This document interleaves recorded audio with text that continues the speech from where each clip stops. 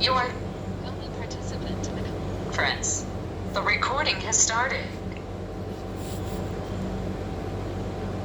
ओम नमोर्यंताणम नमो सिद्धाणम नमो आर्याणम नमो उज्जयाणम नमो लोहे All participants are muted and they can unmute themselves. मंगलम भगवान वीरो मंगलम गौतमो गणी मंगलम कुंद कुंदार्यो जैन धर्मोस्तु मंगलम ओंकार बिंदु संयुक्तम नित्यं जायन्ति योगिनः कामदं मोक्षदं चैव ओंकाराय नमो नमः अहोपकार जिनवरनो कुंदनो ध्वनि दिव्यनो जीन कुंद ध्वनि आप्या अहो आ गुरु काहननो तुझ ज्ञान ध्यान नो रंग अमया दर्श रहो हो शिव पद तक तुझ संग माता पात करो।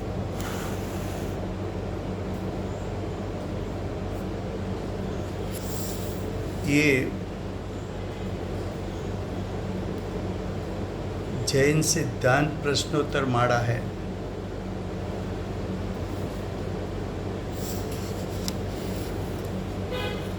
उसका 5वां अधिकार चलता है। 5वें अधिकार में सट कारक का विषय लिया है।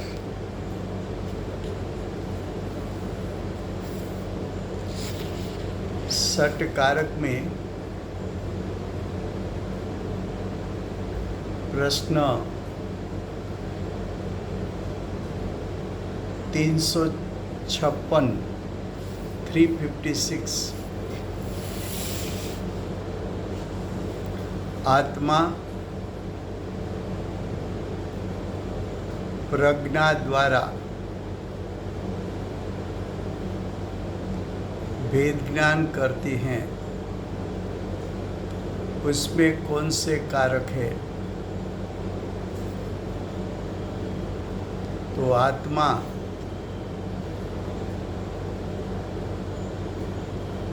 प्रज्ञा द्वारा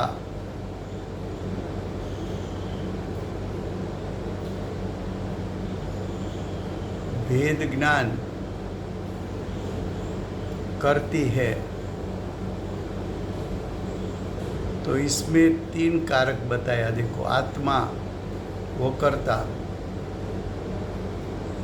भेद ज्ञान करने का साधन प्रज्ञा करण और भेद ज्ञान कर्म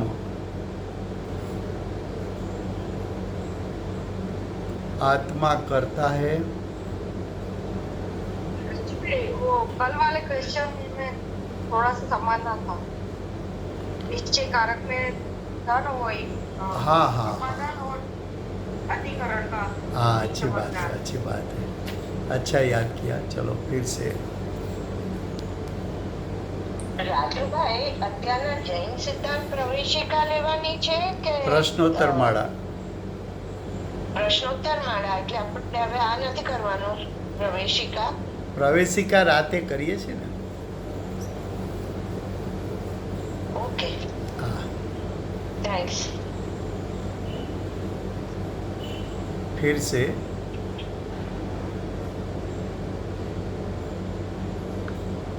All participants are muted and they can unmute themselves.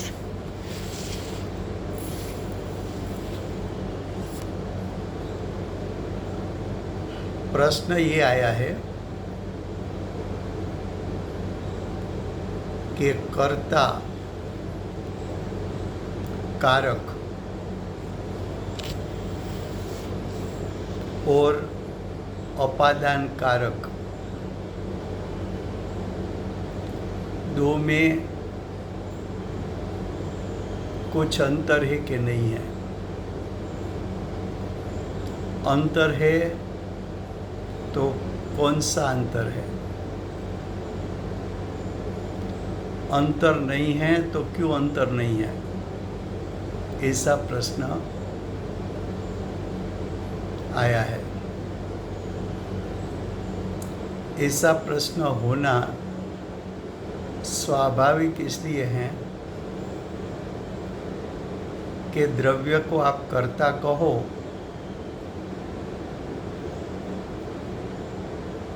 और त्रिकाल ध्रुव स्वभाव को अपादान कहो तो द्रव्य और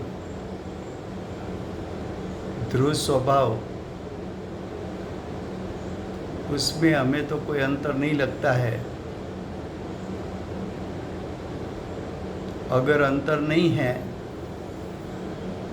तो कारक 6 नहीं रहते, कारक 5 हो जाते।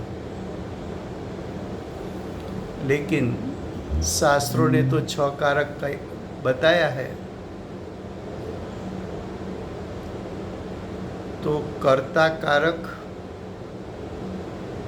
और अपादान कारक में क्या अंतर है?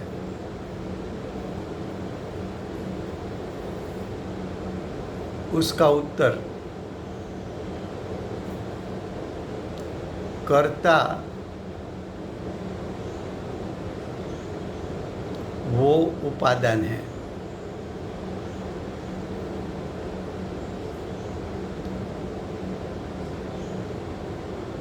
उपादान 2 प्रकार का है। एक त्रिकाल उपादान, दूसरा क्षणिक उपादान।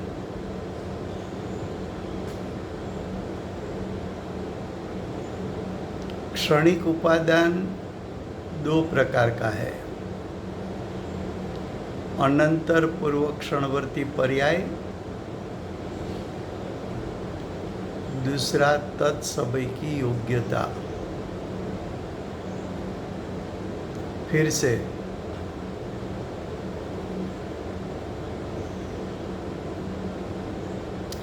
उपादान को कर्ता कहना है,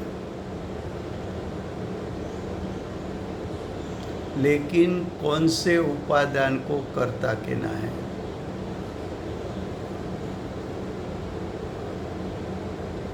कौन से का मतलब क्या? तो कि उपादान का 2 प्रकार है। एक त्रिकाल उपादान, दूसरा क्षणिक उपादान। क्षणिक उपादान भी 2 प्रकार का है। अनंतर पूर्व क्षणवर्ती पर्याय और तत्समय की योग्यता।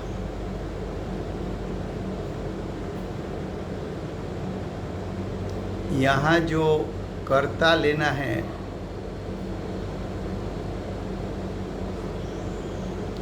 वो क्षणिक उपादान लेना है। कौन सा लेना है? क्षणिक उपादान।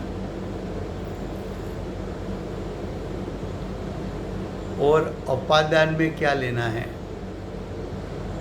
अपादान में त्रिकाल ध्रुव स्वभाव लेना है।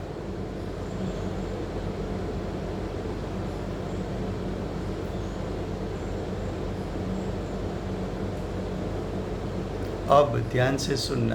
पहले उपादान किसको कहते हैं?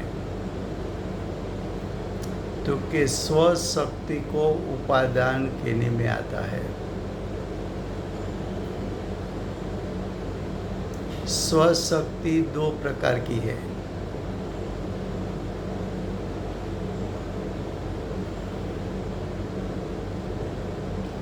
एक त्रिकाल स्वशक्ति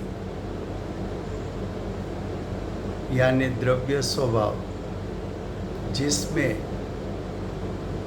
अनादि से अनंत काल की पर्याय कर सके ऐसा शक्ति रूप सामर्थ्य है। अब क्षणिक उपादान। क्षणिक उपादान का अर्थ है पूर्व की पर्याय का त्याग नहीं होता तब तक उत्तर की पर्याय प्रकट हो नहीं सकती। तो पूर्व पर्याय कारण है। पूर्व पर्याय को कारण क्यों कहा? कि पूर्व पर्याय का व्यय होगा तभी उत्तर पर्याय प्रकट हो सकती है। तो पूर्व पर्यायों का त्याग उसको अनंतर पूर्वक्षणवर्ती पर्याय कहने में आता है। अब तत्समय की योग्यता वो क्षणिक उपादान है। तत्समय की योग्यता क्या है? कि पहले उसका दृष्टांत जीव अनंत प्रकार के अशुद्ध परिणाम कर सके ऐसी भी योग्यता है और अनंत प्रकार के शुद्ध परिणाम कर सके ऐसी भी उसमें योग्यता है।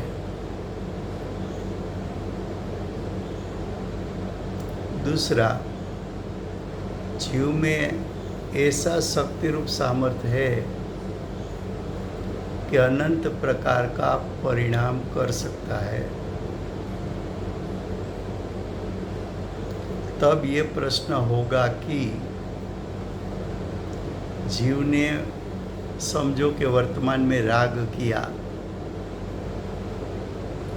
तो आप प्रश्न ऐसा कर सकते हो कि जीव तो अनंत प्रकार का परिणाम कर सकता है, तो वर्तमान में राग क्यों किया? तो उसका उत्तर है कि वर्तमान पर्याय की वही योग्यता थी, इसलिए राग हुआ। तो वर्तमान पर्याय स्वतंत्र है, वर्तमान पर्याय भी सत है। वर्तमान पर्याय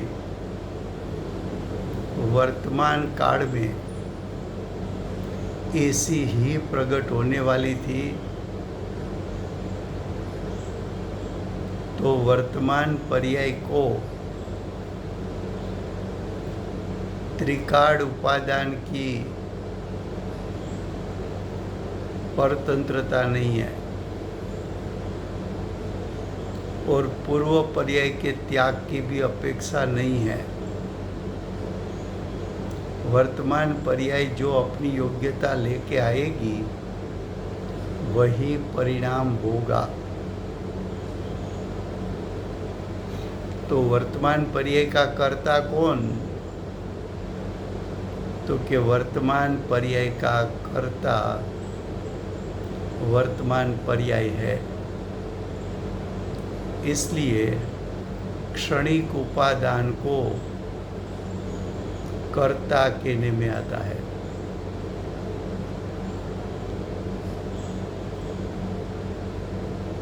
तो पहला कारक है कर्ता। तो कर्ता किसको कहा?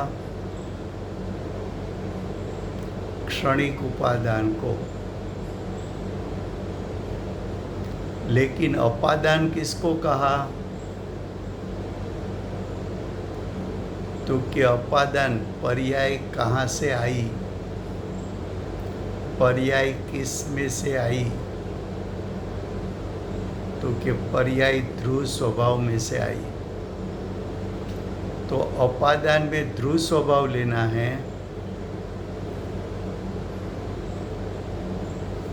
और कर्तापना में वर्तमान क्षणिक उपादान लेना है। ये दोनों के बीच में अंतर है। इसलिए राजू भाई, हाँ जी, आपने कहा कि उसमें क्षणिक उपादान लेना है और अपादान में त्रिकालीन रूप स्वभाव लेना है। तो जैसे हम मिट्टी का एग्जाम्पल देते हैं, तो जब घड़ा बना तो मिट्टी में से घड़ा बना, तो मिट्टी तो त्रिकालीन उपादान हुआ ना, फिर तो कर्ता तो मिट्टी हुई ना। जब लमसम बोला जाता है तब ऐसा बोला जाता है, लेकिन जैसा आपने प्रश्न किया, तो अब सोचो कि कुंभार किसी के साथ बात करता है। बैठा तब सोचा था कि घड़ा बनाना है, लेकिन बातों बातों में रह गया तो उसने राम पात्र बना दिया। तो उस टाइम राम पात्र क्यों बन गया? तो कि उस समय की पर्याय की तत्समय की योग्यता ऐसी थी कि राम पात्र बन गया। मैं ज्वेलर्स में गई थी, मैंने 2 चेन देखे थे, 2 में से मैंने ये चेन फाइनल करके ऑर्डर दिया था, लेकिन सुनार ने गलती करके दूसरा चेन बना दिया। बाद में मैंने पहन के देखा तो ये चेन भी मुझे अच्छा लगा, तो मैंने ये चेन ले लिया। तो एक के बदले में दूसरा चेन क्यों बन गया? तो कि सोना की उस समय की, सोने की पर्याय की उस समय की ये योग्यता थी कि ऐसा ही चेन बनने वाला था।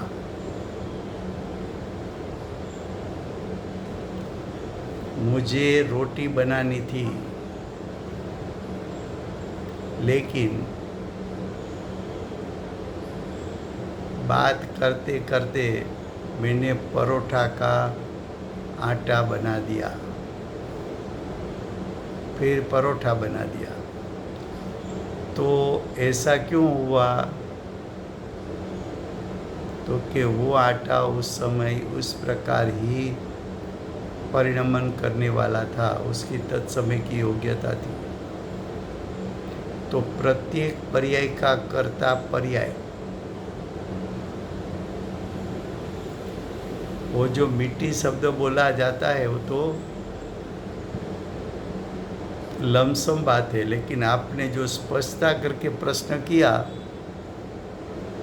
कि कर्ता और अपादान में क्या अंतर है, ऐसी तरह यहाँ जो मिट्टी लिखा है वहीं वही प्रश्न करो कि मिट्टी को आप कहेंगे कर्ता, तो अपादान किसको कहेंगे?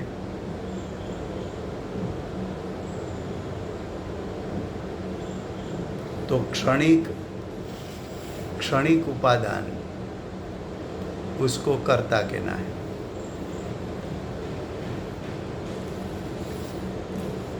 अब हम और फिर आपने क्षणिक उपादान में 2 प्रकार से दिया, समय की योग्यता और अनंतर पूर्व क्षणवर्ती पर्याय का व्यय।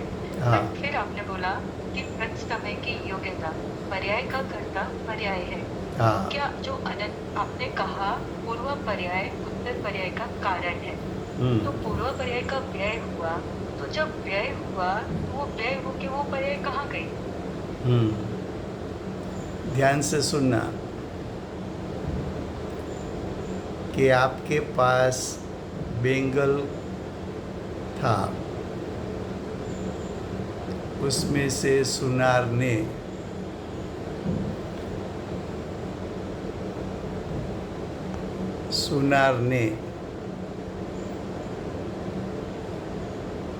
चेन बनाया,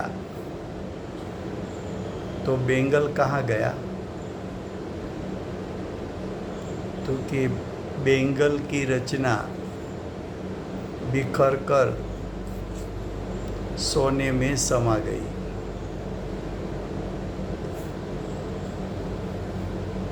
तो गुरुदेव जो बोलते हैं तत्समय वो पर्याय की योग्यता, वो योग्यता मिल गई, तो योग्यता का क्या अर्थ हुआ यहाँ? योग्यता का अर्थ ये हुआ कि प्रवचन सार में लिया है ना कि द्रव्य भी सत है, गुण भी सत है, पर्याय भी सत है। बाद में गुरुदेव बताते हैं द्रव्य भी स्वतंत्र है, गुण भी स्वतंत्र है, पर्याय भी स्वतंत्र है। अब द्रव्य सत है वो त्रिकाल बताना है, गुण सत त्रिकाल बताना है, पर्याय सत क्षणिक बताना है। अब एक तरफ से देखा जाओ तो पर्याय क्या है? द्रव्य से होती हुई रचना, गुण से होती हुई रचना। द्रव्य की पर्याय हो तो द्रव्य से होती हुई रचना, गुण पर्याय हो तो गुण से होती हुई रचना। अब द्रव्य कितनी रचना कर सकता है? तो कि अनंत प्रकार की कर सकता है। तो वर्तमान में सम्यक दर्शन ही क्यों प्रकट हुआ?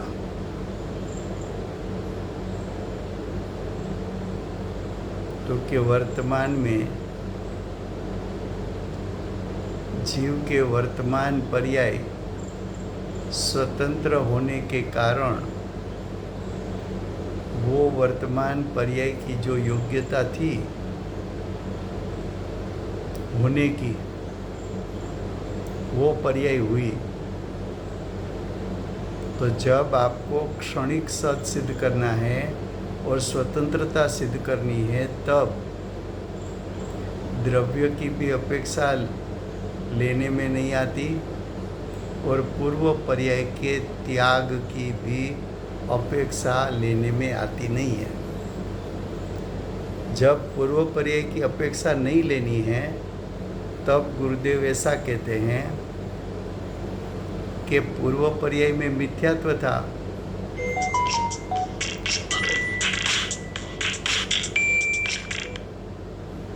पूर्व पर्याय में मिथ्यात्व था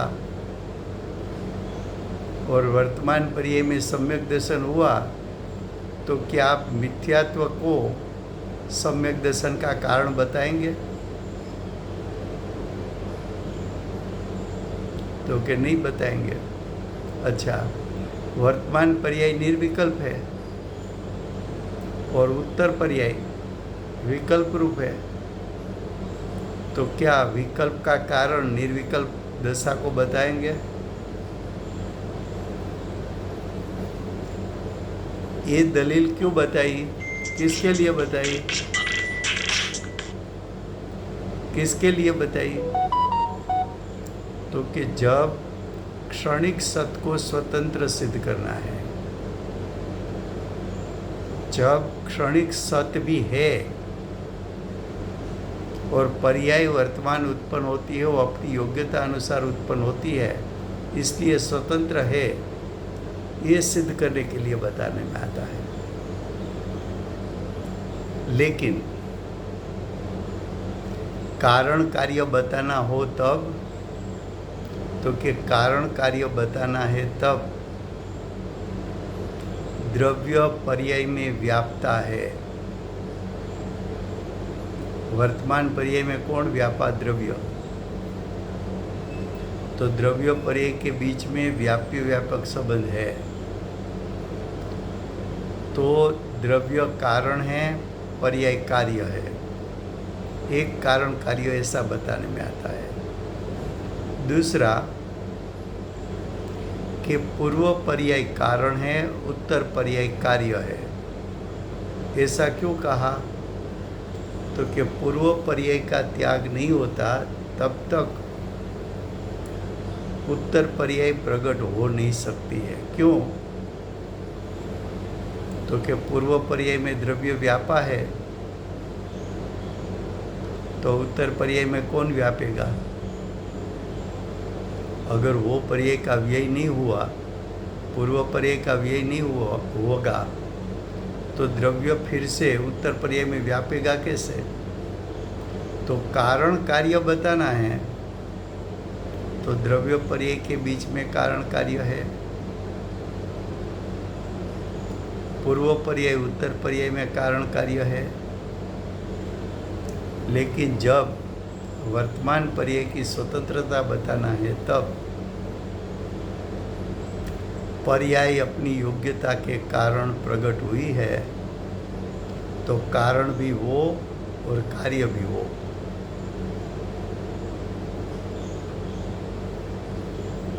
तो यहाँ कर्ता किसको कहना है? तो कि पर्याय का कर्ता पर्याय। लेकिन पर्याय का कर्ता पर्याय कहे तब दूसरा दो उपादान वहाँ है कि नहीं है? त्रिकाल द्रव्य वहाँ है कि नहीं है? त्रिकाल उपादान वहाँ है कि नहीं है? तो के है, लेकिन अभी उसको गौण किया। क्यों गौण किया? तो कि अभी हमें वर्तमान पर्याय की ही महिमा बतानी है। दूसरा कि वर्तमान पर्याय हुई तो पूर्व पर्याय का क्या त्याग नहीं हुआ था? तो क्या हुआ था, लेकिन हमें अभी वर्तमान पर्याय स्वतंत्र है ये सिद्ध करना है, इसलिए द्रव्य की भी अपेक्षा नहीं ली और पूर्व पर्याय की भी अपेक्षा नहीं ली। पर राजू भाई देखिए, जैसे मैंने आपसे पैसे उधार लिए कुछ, और अगर पूर्व पर्याय का व्यय हुआ तो फिर मैंने आपसे पैसे उधार लिए, तो फिर तो मैं भूल जाऊंगी उसको। ऐसा न्याय बौद्ध मत में दिया है कि जो सिर्फ द्रव्य को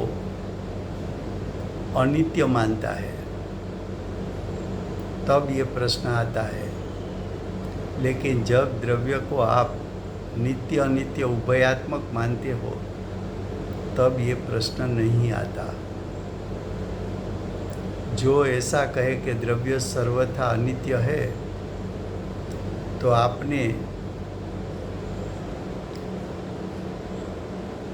5 सेकंड के पहले मुझे पैसा दिया, लेकिन 5 सेकंड में तो बहुत सी पर्याय पलट गई। तो जिस द्रव्य ने जिस द्रव्य को पैसा दिया था वो द्रव्य ही नहीं रहा। वो बौद्ध मत जो क्षणिकवाद है कि जो द्रव्य को नित्य अनित्य दोनों नहीं मानता, सिर्फ अनित्य मानता है, तब आपने बोला ना ऐसा प्रश्न आता है। लेकिन जिसको आपने पैसा दिया वो द्रव्य नित्य है, लेकिन उसकी पर्याय अनित्य है, तो वही द्रव्य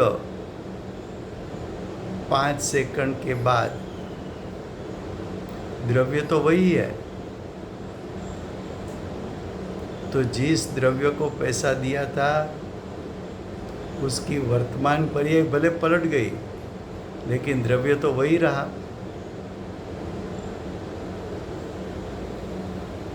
आप जन्म से आज तक आप ही हो कि जन्म से आज तक अनंत प्रकार की पर्याय हुई, तो आपका आत्मा जन्म के बाद दूसरे क्षण में नाश हो गया,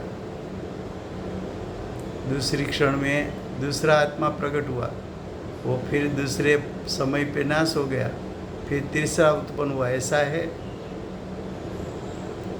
कि जिसका जन्म हुआ था उसका ही बचपन था, उसका ही युवानी था और वही मैं आज हूँ और कोई नहीं हूँ।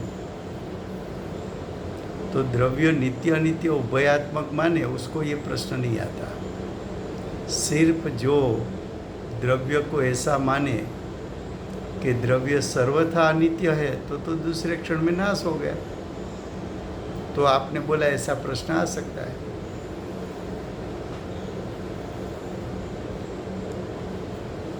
और किसी को प्रश्न हो तो राजूभाई,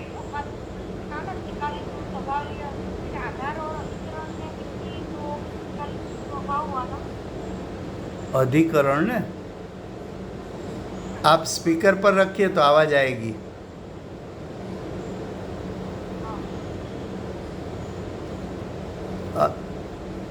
अधिकरण है, वहाँ द्रव्य का क्षेत्र लेना है। अपादान में द्रव्य का ध्रुव स्वभाव लेना है और कर्ता में क्षणिक उपादान लेना है। फिर से कर्ता क्षणिक उपादान, कर्म वर्तमान पर्याय, करण परिणमन शक्ति, संप्रदान जो वर्तमान पर्याय है उसका भोगवटा किसने किया, तो के स्वयं ने किया। अपादान द्रव्य का ध्रुव स्वभाव, अधिकरण द्रव्य का क्षेत्र, तो क्षणिक उपादान कर्ता, वर्तमान पर्याय कर्म, परिणमन शक्ति करण,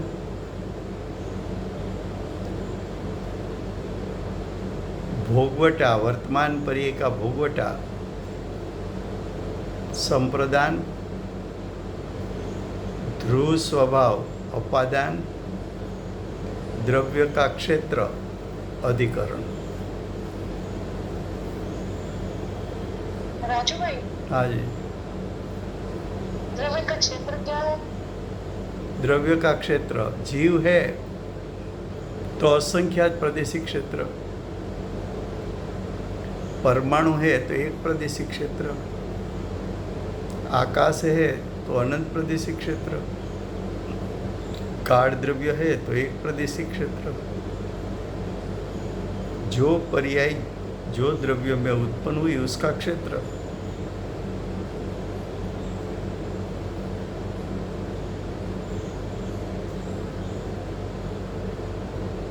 तो राजू भाई, जो क्षणिक उपादान हुआ वो कर्ता के ध्रुव स्वभाव में से उत्पन्न हुआ, ऐसा बोलना है? नहीं, कर्ता में सिद्ध क्या किया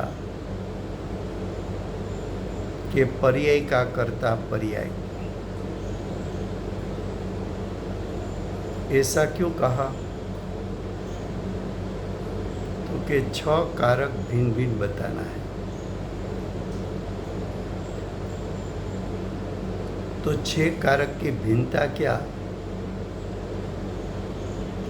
अगर द्रव्य स्वभाव को आप कर्ता कहेंगे तो अपादान में ध्रुव भी द्रव्य का स्वभाव है, तो दोनों के बीच में अंतर नहीं रहा। दूसरा कि पर्याय उत्पन्न हुई तो प्रत्येक पर्याय का अपना अपना जन्म क्षण निश्चित है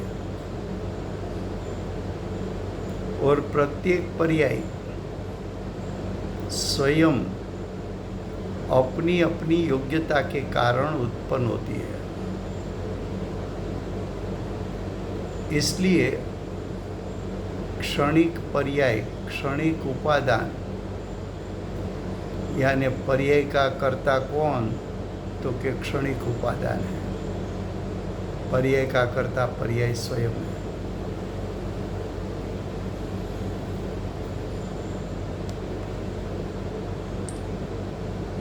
तो मतलब इसका अर्थ ये हुआ कि जो कार्य हुआ उसका कर्ता क्षणिक उपादान, और उसमें भी डिटेल जाओ तो तत्समय की योग्यता लेना, हाँ और ध्रुव स्वभाव उस समय त्रिकाली उपादान है।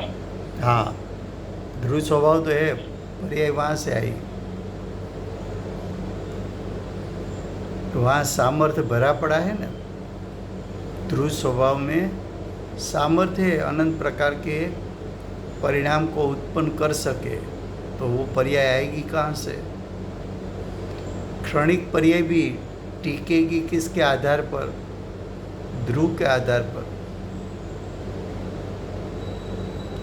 क्षणिक के पीछे कोई त्रिकाल न हो, ऐसा कोई क्षणिक है विश्व में? कोई भी नहीं है।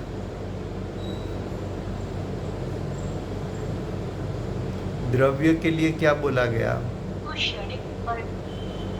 क्षणिक उपादान कार्य हुआ। हाँ, क्षणिक उपादान को पहले कर्ता कहा, एक दृष्टिकोण से कर्ता कहा। वो क्षणिक उपादान में कौन सा भाव व्यक्त हुआ, वो भाव को कर्म कहा।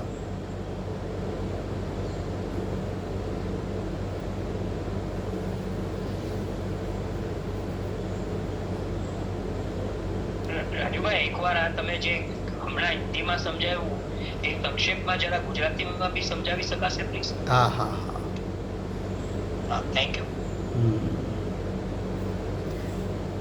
क्षणिक उपादान को करता तो बिल्कुल एकदम बढ़िया फिट हो गया, उसी हाँ। को अपन कर्म कैसे कहेंगे? उसी समय उसी समय एक ही पर्याय को दो दृष्टि से देखो कि कर्ता कौन और कर्म क्या, तो कि तत्समय की योग्यता क्षणिक उपादान वो करता, उसमें प्रकट क्या हुआ, भाव क्या हुआ, वो उसका कर्म। पर्याय का प्रकट होना, उसमें कर्तापना लेना है। भाव कैसा हुआ, वहाँ कर्म लेना है।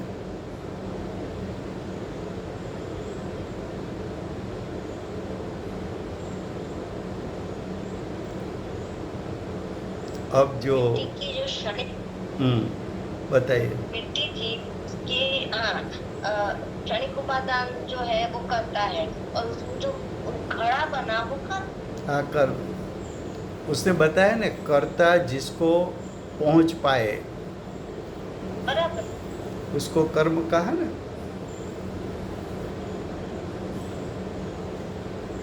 कर्ता जो प्राप्त करता है, तो क्षणिक उपादान ने प्राप्त क्या किया? घड़ा का स्वरूप, वो उसका कर्म हो गया। अब विजय भाई का प्रश्न है कि इसको फिर से गुजराती में बताइए। सर, आपने कहा कर्ता जिसको प्राप्त करे वो उसका कर्म। सिंपल लैंग्वेज में समझ में आता है, बट फिर भी ऐसा लगता है फिर यहाँ मिट्टी का त्रिकाली स्वभाव क्या है? वो उसको अपादान में ले गए ना, ध्रुव स्वभाव को। नहीं तो जो घड़ा रूप कार्य हुआ तो वो माटी के ध्रुव स्वभाव में से उत्पन्न हुआ। पर्याय आई कहाँ से? उसके ध्रुव स्वभाव में से। हाँ, इसलिए तो बताया कि उसको हम अपादान कहते हैं। अच्छा, फिर उसको क्षणिक क्यों कहा? ये मेरा क्वेश्चन है यहाँ पर भी। क्षणिक इसलिए कहा कि ध्रुव स्वभाव में से अनंत प्रकार की पर्याय आ सकती है, लेकिन वर्तमान में राग ही क्यों आया? हाँ, अब आया समझ में। बराबर। कोई जल्दी नहीं है, जितना प्रश्न हो सके इतना करना। तो वो रामपत्र वाला आपने जो बताया वो एग्जैक्ट इसमें बैठा। हाँ, और वास्तव में ऐसा होता है ना कि आप सुनार के दुकान पे गए, एक के बदले में उसने दूसरा बना दिया, बाद में पहन के देखा, अच्छा लगा, आप लेके चले आए कि चलो कोई बात नहीं, तेरी गलती हो गई लेकिन ये भी अच्छा है। ऐसा बहुत सी आइटम में हो सकता है ना, होता भी है कभी कभी जीवन में। बनाना कुछ दिया था और बना के कुछ उसने बना दिया कुछ, ऐसा क्यों हुआ? उसकी गलती थी? तो कि नहीं, उसकी गलती नहीं थी, वो द्रव्य की वर्तमान पर्याय की वही योग्यता थी, वही होने वाली थी।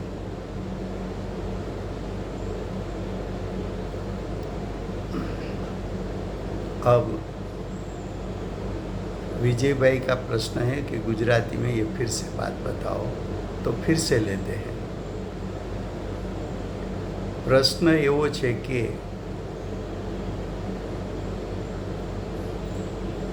कर्ता कारक અને અપાદાન કારક વચ્ચે કાંઈ અંતર છે કે નહીં, તફાવત છે કે નહીં?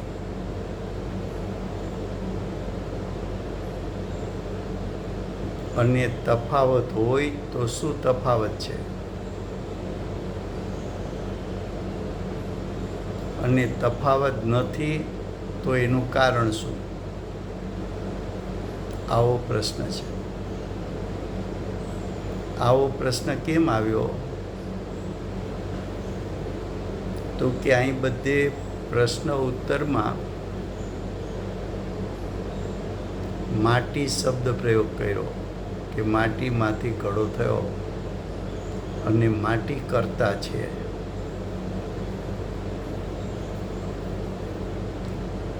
તો એ ભાષા સામાન્યપણે આપણે લમસમ કોઈ વાત બોલીએ એવા પ્રકારની લેંગ્વેજ છે. ખરેખર જોવા જઈએ તો કોઈ પણ પર્યાય ઉત્પન્ન થાય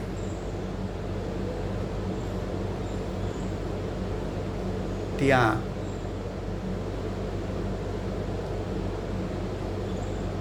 બે ઉપાદાન કારણ છે. એક ત્રિકાળ ઉપાદાન, બીજું ક્ષણિક ઉપાદાન. ઉપાદાન એટલે સ્વશક્તિ. તો કોઈ પણ કાર્ય થાય ત્યારે ત્યાં ત્રિકાળ સ્વશક્તિ શું અને ક્ષણિક સ્વશક્તિ શું, ત્રિકાળ ઉપાદાન શું અને ક્ષણિક ઉપાદાન શું. ક્ષણિક ઉપાદાનમાં પણ બે ભેદ પાડવામાં આવે છે. એક ભેદ છે અનંતર પૂર્વ ક્ષણવર્તી પર્યાય ને બીજો ભેદ છે તત્સમયની યોગ્યતા. ખરેખર કોઈ પણ કાર્ય થાય ત્યારે આ ત્રણ ઉપાદાન હોય છે. ખરેખર ઉપાદાન એક હોય છે પણ એને જોવાની ત્રણ દ્રષ્ટિ છે. ત્રણ દ્રષ્ટિ એટલે શું? તો પહેલાં એનો હું દ્રષ્ટાંત આપું છું કે સોનામાંથી બંગડી થઈ તો સોના વગર બંગડી થાય? તો કે ન થાય. કેમ? તો કે બંગડીમાં સોનું વ્યાપે છે. વ્યાપનાર ન હોય તો બંગડી થઈ શકે નહીં. તો સોનાને ત્રિકાળ ઉપાદાન કીધું છે. હવે બીજો પ્રશ્ન કે બંગડી થઈ સોનામાંથી પણ પહેલાં સોનું ચેઇન રૂપે હતું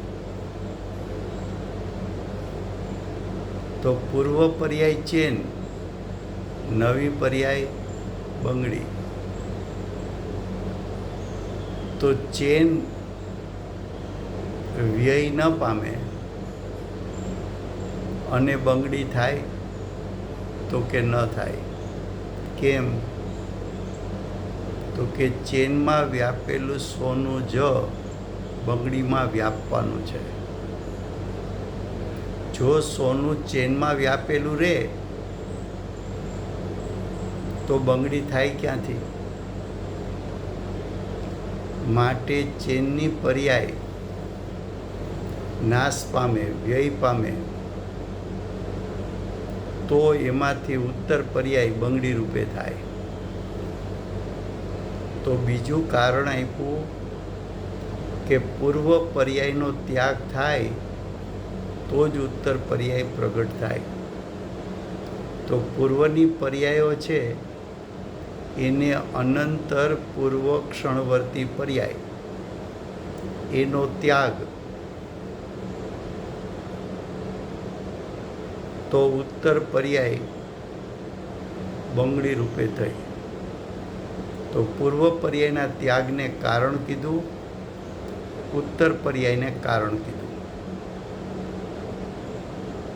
હવે ત્રીજો પ્રશ્ન એ છે કે સોનામાંથી અનંત પ્રકારના ઘાટ થાય છે, પણ વર્તમાનમાં બંગડી જ કેમ થઈ, બીજું કેમ ન થયું? એમાંથી કંદોરો પણ થાય, જુડો પણ થાય, એરિંગ પણ થાય, વીંટી પણ થાય, કડા પણ થાય.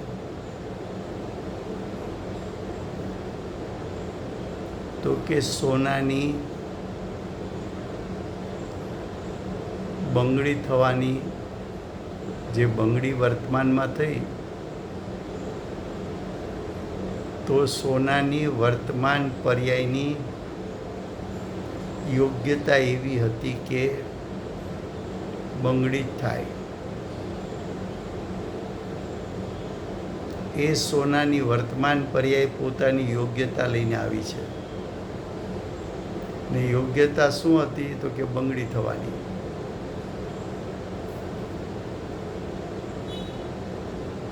તો એક કારણ સોનું, બીજું કારણ પૂર્વ પર્યાયનો ત્યાગ, ત્રીજું કારણ વર્તમાન પર્યાયની યોગ્યતા. પણ જ્યારે વર્તમાન પર્યાયને સ્વતંત્રપણે બતાવી હોય ત્યારે એમ બોલાય કે પર્યાયનું કર્તા પર્યાય છે. તો કે આવું કેમ બોલ્યા, પર્યાયની કર્તા પર્યાય છે? તો કે સોનામાં અનંત પ્રકારના ઘાટ થવાની શક્યતા હતી, તો વર્તમાનમાં બંગડી જ શું કામ થઈ? તો કે સોનાની વર્તમાન પર્યાયની યોગ્યતા જેવી હતી કે પર્યાય થાય, બંગડી રૂપે પર્યાય થાય. એટલે આપણે દ્રષ્ટાંત આપ્યો કે હું તો સોનીને છેલ્લે બંગડી અને કડા બે પસંદ કર્યા હતા, પણ મેં ફાઇનલ કડા બનાવવાનું કહ્યું હતું, પણ સોનીએ ભૂલ કરી અને કડાની જગ્યાએ બંગડી બનાવી નાખી. તો કે સોનીની ભૂલ હતી કે સોનું એની વર્તમાન પર્યાયની યોગ્યતાને કારણે બંગડી રૂપે થઈ?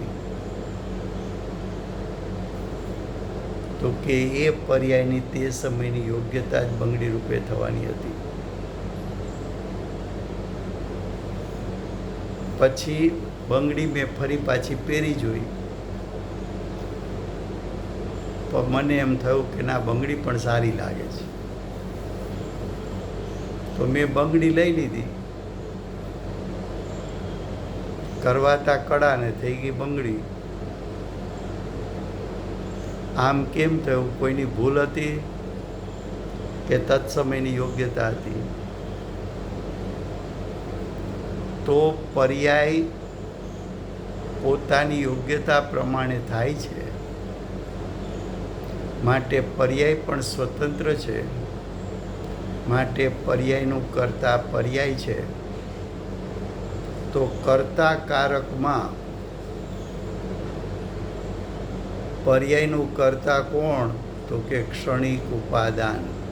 પર્યાયનું કર્તા પર્યાય પોતે છે. અપાદાન કારકમાં શું અંતર છે?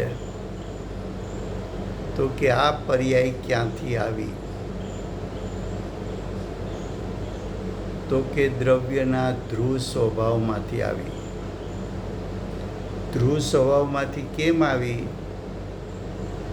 તો કે ધ્રુવ સ્વભાવમાં એવું શક્તિરૂપ સામર્થ્ય છે કે ધ્રુવ સ્વભાવમાંથી અનંત પ્રકારની વિવિધ પર્યાયને પ્રગટ કરી શકે. માટે ધ્રુવ સ્વભાવ અપાદાનકારક છે.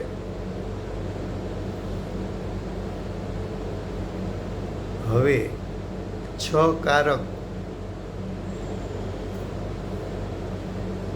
તો કે ક્ષણિક ઉપાદાન કરતા, વર્તમાન પર્યાય કર્મ, પરિણમન શક્તિ કરણ. એ વર્તમાન પર્યાયનો ભોગવટો જેણે કર્યો તો કે પોતે કર્યો એટલે સંપ્રદાન. પર્યાય ધ્રુવ સ્વભાવમાંથી આવી અપાદાન, અને પર્યાય સ્વક્ષેત્રના આધારે ઉત્પન્ન થઈ માટે સ્વક્ષેત્ર અધિકરણો. તો કર્તા કોણ? ક્ષણિક ઉપાદાન. કર્મ કોણ? વર્તમાન પ્રગટ પર્યાય કર્મ. કરણ કોણ? પરિણમન શક્તિ. સંપ્રદાન કોણ? તો કે ભોગવનાર. અપાદાન કોણ? તો કે ધ્રુવ સ્વભાવ. અધિકરણ કોણ? તો કે સ્વક્ષેત્ર.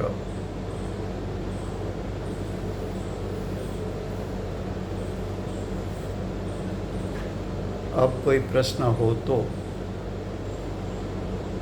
अभी 6 मिनट है. राजू भाई, जैसे गुरुदेव ऐसा बोलते हैं कि पर्याय का व्यय हुआ तो पर्याय अंतर गई. पर्याय अंतर गई नहीं, उसकी योग्यता अंतर गई और वो पारिणामिक भाव रूप हो गई. तो इसका क्या अर्थ है? कि पर्याय में योग्यता भी है और स्वभावपना भी है. तो जो पर्याय बिखर गई उसको हम नाश बोलते हैं. वास्तव में बोलना चाहिए बिखर गई. बिखर के कहाँ समा गई?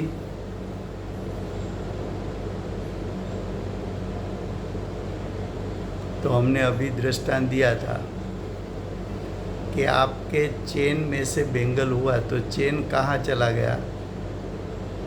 तो कि चेन की रचना बिखर के सोना में समा गई. तो सोना में समा जाना यानी पारिणामिक भाव रूप हो गया.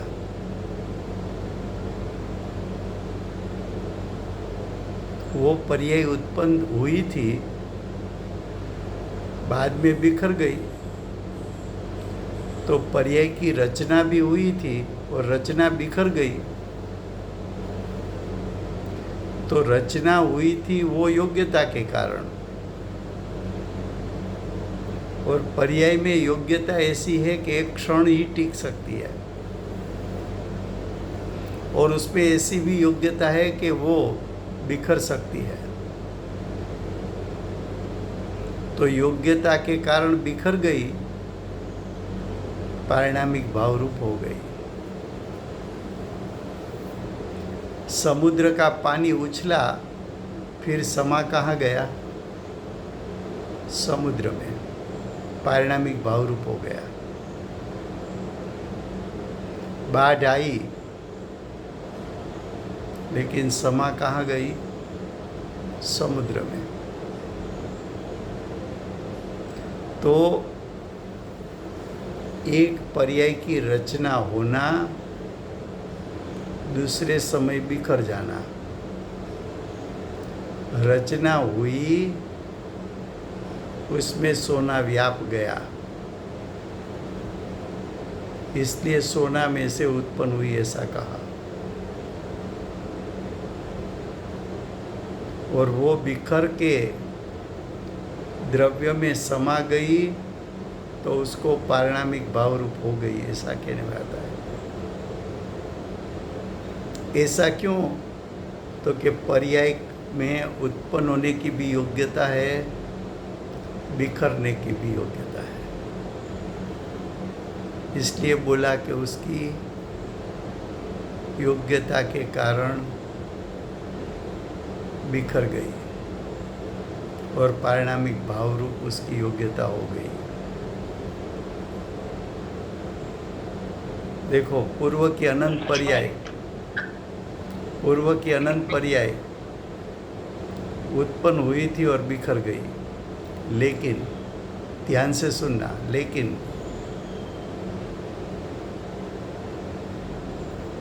प्रत्येक द्रव्य में प्रमेय तो गुण है कि नहीं है?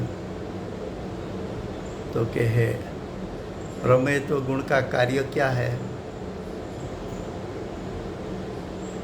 तो कि प्रमेय तो गुण का कार्य है,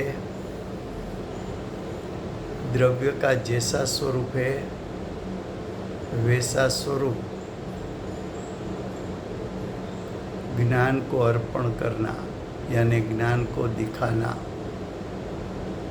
जनाना। तो प्रत्येक द्रव्य की अनादि से अनंत काल की सर्वपर्याय प्रमेयत्व गुण के कारण पूर्व की अनंत पर्याय, वर्तमान की एक पर्याय और भविष्य में होने वाले सब पर्याय ज्ञेयत्व के कारण वो ज्ञान को जनाती है कि नहीं जनाती है? तो कि जनाती है।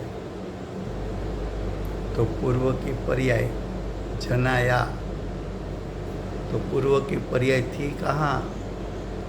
तो कि द्रव्य में ही समा गई थी।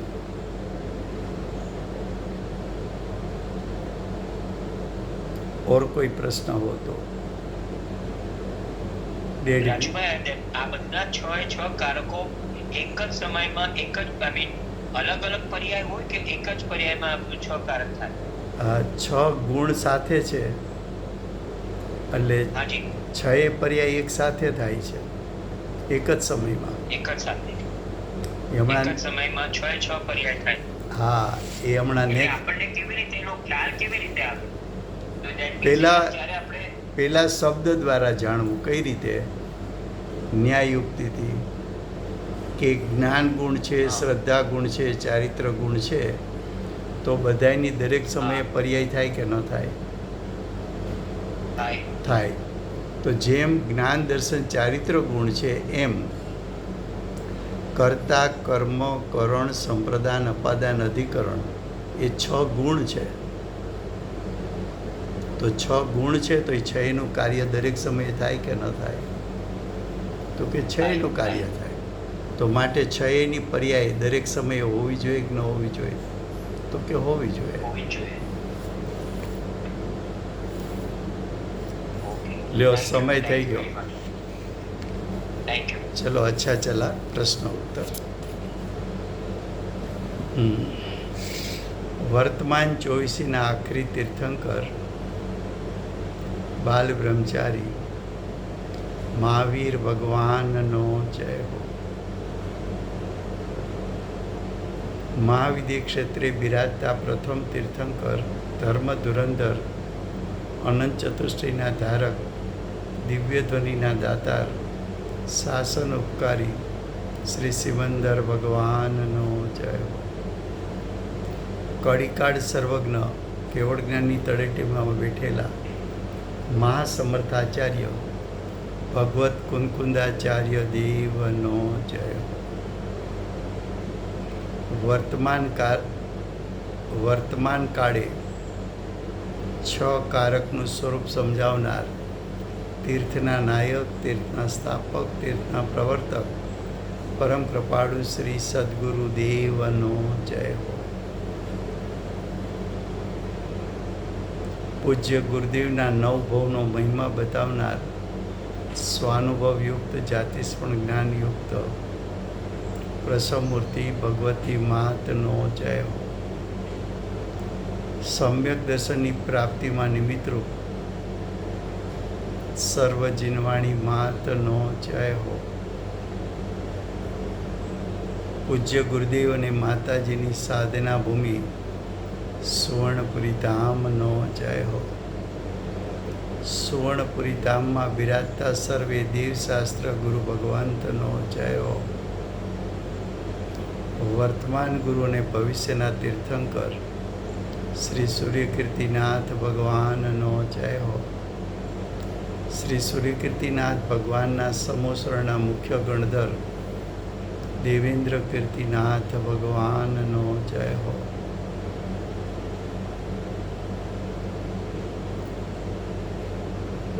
વિતરાગ દિગંબર જૈન ધર્મનો જય હો. જય હો. Thank you.